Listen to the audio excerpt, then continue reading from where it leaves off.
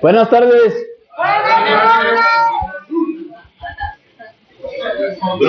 Están muy enjundiosos ahora. Bueno, hoy es día jueves 10 de julio del año 2025 y ya saben que los jueves es un día especial, es un día de sanación. Es día de sanación, en primer lugar, porque Júpiter es el benéfico mayor en una carta natal. Donde tengan Júpiter en su carta natal, ahí es donde mejor suerte tienen. Hay que conocer la carta, ¿no? Pero en las antiguas mitologías, el planeta Júpiter ha sido representado por diversos personajes. El más reciente, el más actual, sobre todo para los chavos, pues son los Avengers, y el personaje de Thor es Júpiter, el dios del trueno. Entonces es un benefactor, ¿ok? Y es el que tiene contacto directo con el padre, que en los Avengers es Odín, ¿verdad? Es hijo de Odín, Thor es hijo de Odín. Así que Júpiter es hijo de Apolo en la mitología griega. Apolo es el sol, es el centro del sistema, y por supuesto que físicamente también. Y en otras culturas, como por ejemplo en la cultura sufi, que son los místicos del Islam, pues el personaje que representa a Júpiter es Muskil Gusha. Así que hay una historia sobre Muskil Gusha, que es el disipador de los obstáculos. Y todo lo que se hace en jueves o con la influencia de Júpiter tiene altísimas probabilidades de que salga con éxito. Por eso nos vemos los jueves, platicamos, compartimos un pequeño detalle como un dulce, una galleta, y de esa manera hacemos que la energía de Júpiter circule. Sobre todo este año en lo particular es muy, muy especial porque solo ocurre cada 12 años. Júpiter se tarda 12 años en darle la vuelta al Sol, y cuando pasa por el signo del Cangrejo, que es donde estamos ahorita, Júpiter se exalta, o sea, su energía todavía más intensa. Y todo este año, desde el 9 de junio, hace un mes, ya empezó el tránsito de Júpiter por el signo del Cangrejo, y así va a estar todo el año. Por eso hay que ponerlo las pilas. Y bueno, este es el tema que vamos a tratar el día de hoy, ya que hemos estado practicando la gimnasia psicofísica, que es como el preámbulo de la práctica de la yoga. Y traje una cita de la literatura del maestre de la Ferrer en su quinto mensaje, que se llama Misticismo en el siglo XX, y habla sobre 5 temas: naturismo, astrología, yoga, ocultismo y religión. Y en lo particular sobre yoga, la primera definición que da de yoga es esta: yoga, palabra que se deriva del sánscrito yug, que significa ligadura, conexión, conformidad. Es la ciencia que simplifica la unión entre el individuo y el universo. Entonces, esa imagen siempre me ha gustado porque nos indica básicamente lo que en realidad ocurre, pero que nos abre la visión sobre un panorama superior. Porque quien se identifica únicamente con el bulto se está perdiendo de lo más importante. Los seres humanos somos muchísimo más que carne, hueso y un pedazo de pescuezo. Sin la energía que proviene de lo superior, este bulto no haría nada. Y entonces vamos a introducirnos en el tema, ¿les parece? Entonces empezamos. Primer clic. Ese es el ciclo lunar completo. Ve dándole clics, y las fases más importantes, pues empieza con la luna nueva. ¿Y qué creen? que hoy es luna llena. Estamos exactamente al centro. Ayer hubo. Hoy, no, ayer se vio espectacular la luna porque casi es luna llena, pero la fase, el momento en que el sol y la luna se ponen a 180 grados de distancia fue el día de hoy, en punto de las 2 de la tarde con 32 minutos. Claro, el beneficio se siente desde antes y permanece un poco tiempo después. El máximo son 3 días antes, 3 días después. Pero el momento exacto es muy importante, sobre todo cuando empezamos a tomar conciencia de la energía que podemos recibir de la luna. ¿Por qué? Porque simple y sencillamente nadie podemos ver directamente al sol, a menos que se quieran quedar ciegos. ¿Ok? Incluso en los eclipses se recomienda utilizar filtros, porque es peligroso. Bastan unos cuantos segundos para que se queme la retina. Entonces, la luna no tiene luz propia. La luz de la luna es el reflejo de la luz del sol. Y entonces es como un espejo. Y cuando está en fase de luna llena, es un espejote. Y entonces se refleja la luz y nos beneficia. ¿Se acuerdan de la serie de televisión primero y después película de Los Locos Adams? ¿Quién dijo no? ¿Nunca la has visto? Pues son una familia muy especial y ellos tomaban baños de luna en lugar de baños de sol. No estaban tan locos, porque la verdad es que es muy benéfico.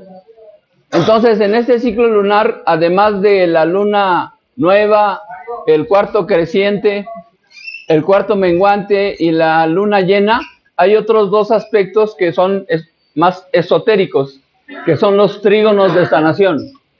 Es cuando el sol y la luna se ponen a 120 grados de distancia y hay uno en la fase creciente y otro en la fase menguante. Pero el día de hoy, lo que está ocurriendo es la fase de luna llena. Dale un clic. Y bueno, esa es la luna llena.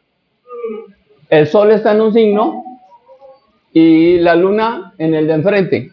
En este caso, el sol transita por el signo del cangrejo y la luna por el signo del macho cabrío. Esos dibujos son la obra pictórica de Salvador Dalí. Son obras de arte y valen una la nota. Y bueno, dale otro clic. Ahí tenemos la gráfica. Otro. Ahí dice que es a las 3:36 p.m., pero mi programa no se ha enterado que ya no existe el horario de verano, así que le restamos una hora. La fase de luna llena fue exactamente en punto de las 2 de la tarde con 36 minutos. Si se despeja la noche, vamos a poder disfrutarla nuevamente. Una pregunta, ¿para qué sirven los baños de la luna? Es lo que estoy diciendo. La diferencia entre el baño de sol y el baño de luna es que el baño de sol nos afecta físicamente. Influye sobre nuestra piel, sobre nuestra temperatura y múltiples factores, por ejemplo, la metabolización de la vitamina D y la fijación del calcio en los huesos, entre muchas otras funciones. Pero el baño de luna no es físico, es psíquico. De ahí vienen las historias que platicábamos el otro día. Cuando una persona se altera, se le dice lunático. O cuando una persona está distraída, se le dice estás en la luna. Y los cuentos de los hombres y las mujeres lobo, pues hablan de que brota la parte animal, ¿no? Y la verdad es que pues todos tenemos un poco de eso. La diferencia principal entre los animales y nosotros es que nosotros ya tenemos alma individual y los animales no. Tienen alma colectiva. Pero ¿qué creen? que no solo tenemos una alma, sino que tenemos tres. Y ahorita vamos a hablar de eso. ¿Ok? Entonces, ahí está el aspecto de 180 grados entre el Sol y la Luna. La luna llena, ¿en cuál es el que transita? Por el signo del macho cabrío. ¿Cuál es? Recuerden que los signos se nombran en el idioma del país en el que estamos. Aquí estamos en México. Aquí hablamos mexicano. No hablamos español aquí. El español es en España. Aquí nos trajeron un derivado de Castilla, pero se mezcló con las lenguas madres y lo que hablamos actualmente no es ni castellano, mucho menos español. Hablamos mexicano, ¿no? ¿Mande? ¿Cuál es el español latino entonces? Lo que pasa es que cuando hacen traducciones, no traducciones, cuando hacen doblajes de programas que en el idioma original estuviera en inglés, lo traducen al español y entonces ponen dos alternativas: español de España o español de Latinoamérica. Pero con todo respeto, pues a mí no me gustan esas expresiones. Para empezar, lo latino es de Europa, es de Italia. Allá hablaban latín. Y hay latín moderno y latín antiguo, ¿ok? Hay expresiones hermosas del latín antiguo. Por ejemplo, hay una oración que se llama Tantum Ergo, que es extraordinaria. Fue uno de los primeros avisos de que iba a cambiar la era y que iba a ocurrir lo que está ocurriendo en la actualidad. En una parte de la oración dice: Et antiquum documentum novo ceda ritui. O sea, dicho en mexicano, dice: el antiguo documento le cede el paso al nuevo ritual. Eso es la nueva era. Entonces, no estoy criticando el idioma, estoy diciendo que nosotros no somos italianos. Punto. Este continente existía mucho antes de que llegaran los europeos. Y cuando llegaron, pues aquí había un imperio. Y la región que abarcaba este imperio, el Anáhuac, pues era desde la mitad de lo que actualmente es Estados Unidos hasta Nicaragua. Todo eso era. Y entonces tenían una cultura extraordinaria. Entonces, por más que hayan intentado borrar lo antiguo, por más que hayan destruido, por más que hayan construido templos sobre edificaciones sagradas para nuestros ancestros, aquí estamos. Entonces aquí no hablamos español, aquí hablamos mexicanos. ¿Ok? Bueno, entonces en mexicano los signos zodiacales son el cordero, el toro, los gemelos, el cangrejo, el león, la virgen, la balanza, el escorpión, el centauro, el macho cabrío, que es el que me preguntaste. Regrésate una imagen, dos clics. Allá arriba parece una langosta, pero se refiere al signo del cangrejo. Salvador Dalí pintó lo original, porque originalmente no era un cangrejito, era un carbajo, que es un animalito que es anfibio. Vive en el mar, en el agua, pero sale a la tierra y puede andar cotorreando ahí y luego se regresa, entra y sale. ¿Por qué? Pues porque es lo más primitivo. Es decir, nosotros salimos del mar, así de sencillo. Que aprendimos a vivir en la tierra es cierto, pero nosotros procedemos, la vida en este planeta procede del mar. Y en el polo opuesto está el macho cabrío, que ese dibujo pues no interpreta a una cabra adulta, sino un animal fantasioso, mitad pescado y mitad, pues parece como cabra, pero es algo extraño. ¿Por qué? Porque el signo del macho cabrío, que se relaciona con la constelación de Capricornio, es de donde vienen los Cristos. Y entonces su energía es muy poderosa. Y bueno, después del macho cabrío, en mexicano todavía sigue el signo del aguador y finalmente el signo de los peces. Pero las constelaciones se siguen nombrando en latín. En latín las constelaciones son Aries, Tauro, Géminis, Cáncer, Leo, Virgo, Libra, Escorpio, Sagitario, Capricornio, Acuario y Piscis.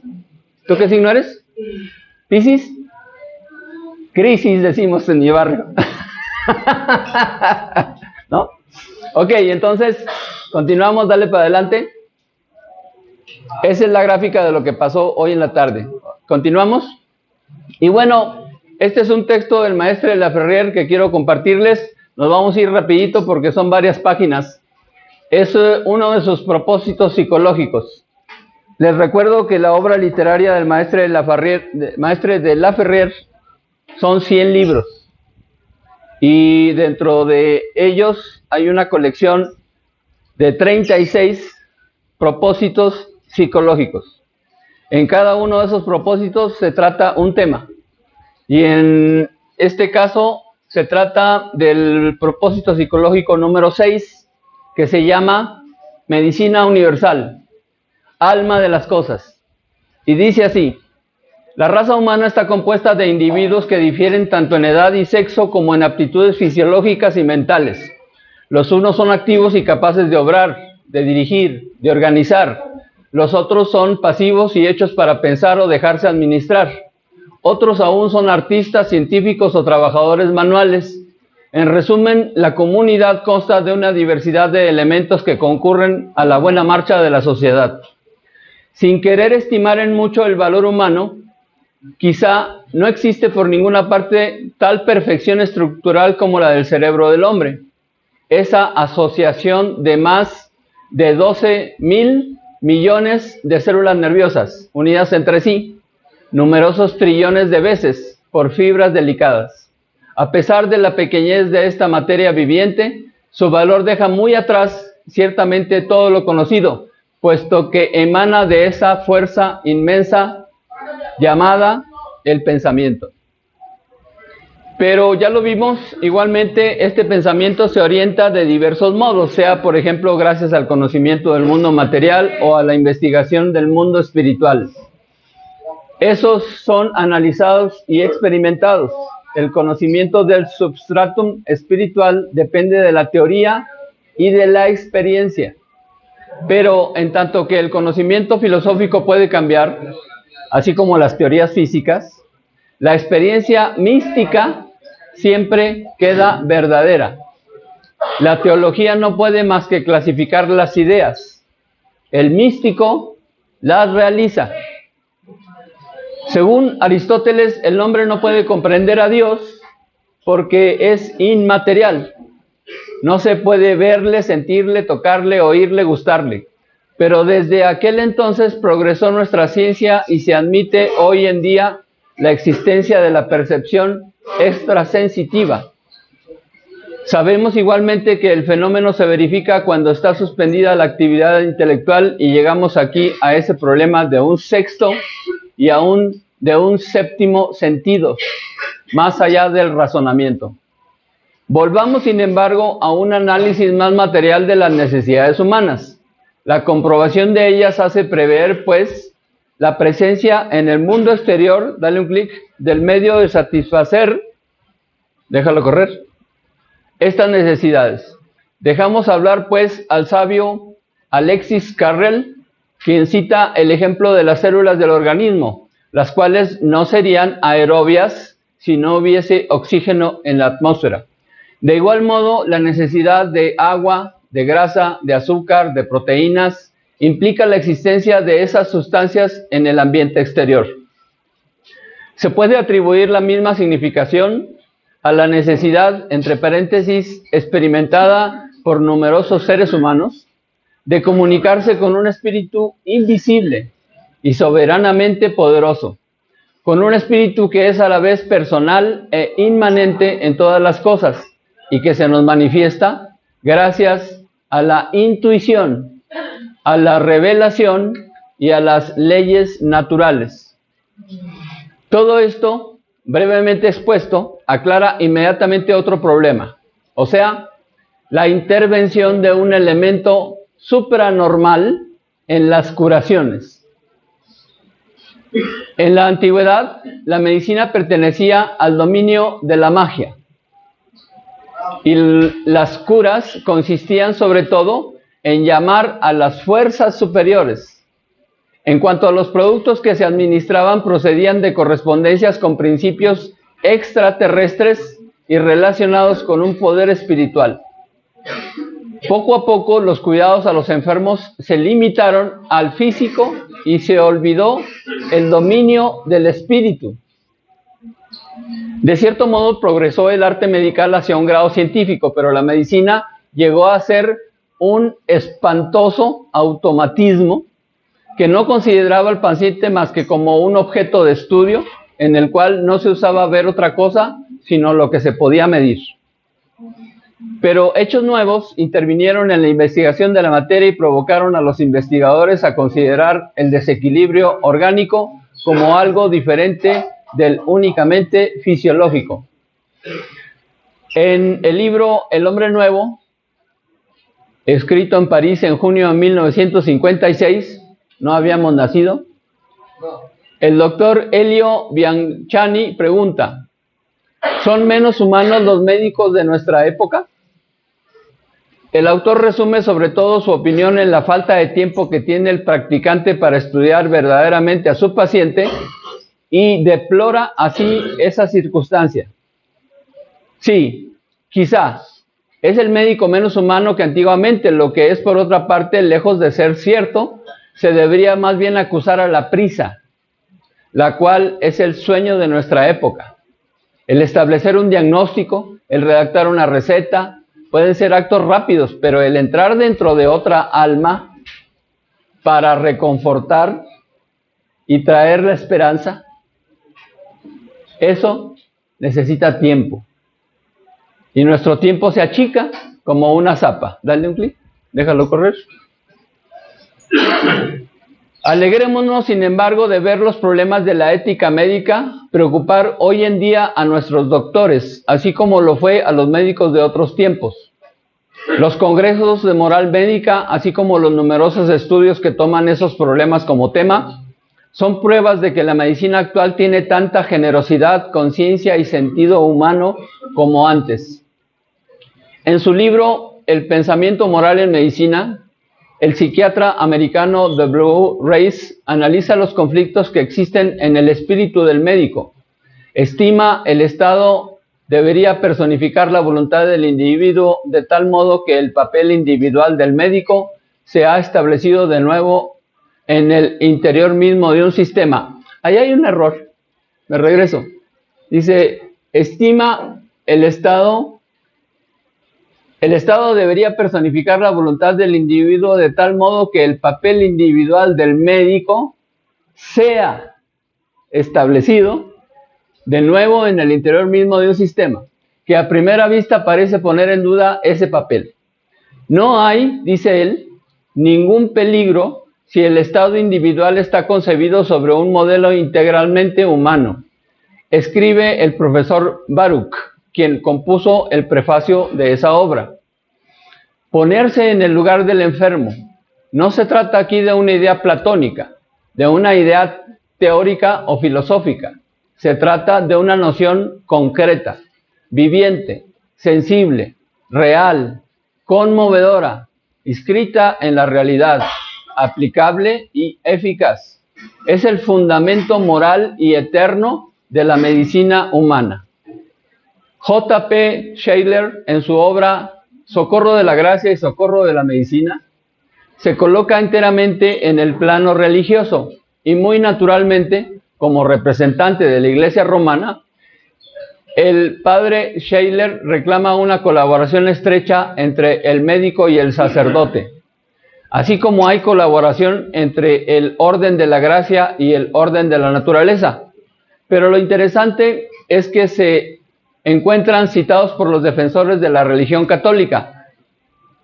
De Elio Bianchani, igualmente escribiendo acerca de la gracia de Dios y la terapéutica. Argumentos sacados del antiguo sistema yoga, como por ejemplo, cada uno sabe cuál es la influencia que ejercen las perturbaciones del sistema neurovegetativo y las del equilibrio endocrino sobre el comportamiento mental y moral del individuo, así como las terapéuticas farmacodinámicas, físicas, psíquicas, etcétera, que pueden modificar el curso de los numerosos estados mentales, de ciertas pasiones y aún de los pecados capitales. ¿Dale? Estamos contentos de ver a la religión y a las ciencias occidentales adherirse por fin a nuestro punto de vista enseñado desde hace 20 años. Ese libro fue escrito en 1950. 20 años antes, ya lo decían. O sea, 1930. Estamos en el 2025. Hace ya casi 100 años se escribió esto. Claro, estos conceptos ya se admitían por algunos hombres de espíritu adelantado, pero cuánta ironía se sufrió de detractores, quienes serían ellos mismos sin duda los primeros en jactarse de su, entre comillas, descubrimiento. Acerca de este propósito, recordemos una vez más que, descubriendo otra vez el conocimiento, solo tomamos el saber de los grandes sabios de la tradición iniciática. Aquellos sabios quienes, a través de los ciclos de evolución, transmitían valores simbólicos a otros guías de la humanidad, que venían en épocas regulares en calidad de instructores, a recordar al mundo las grandes lecciones de la doctrina sagrada. ¿Saben qué es ese símbolo? Es el símbolo de la medicina. Y bueno, ¿de dónde lo tomó la medicina? Dale un clic, por favor. Miren ese dibujo. Esos son los chakras. Cuando la energía Kundalini es despertada y activada. Y dale otro clic. Pero aunque parece diferente, en este otro símbolo encontramos exactamente los mismos elementos. ¿Ok? Vamos a repasarlos, pero ¿querías hacer una pregunta hace rato? Respecto a lo que decía que las pirámides que hicieron las iglesias, de ahí surgen los concheros, los danzantes. ¿Cómo es que se hacen y siguen haciendo sus rituales, pero a través de lo que les impuso la religión católica? Bueno, es que hubo una fusión. De hecho, tenemos bailes autóctonos en donde pues hasta se burlan de los europeos, ¿no? Por ejemplo, la danza de los viejitos. Son chavos, se disfrazan de hombres mayores y andan danzando ahí, pero se están burlando de los europeos, en realidad. Y hasta el final del baile ya se quitan las máscaras y son, supuestamente son ancianos, ¿no? Pero es un truco. Y sí, la verdad es que hubo un acto de magia poderosísimo que terminó con lo que hubiera llegado a ser un exterminio. ¿Sabes cuál es? ¿Alguien sabe cuál es? La Virgen de Guadalupe. Aquí hacemos una pausa.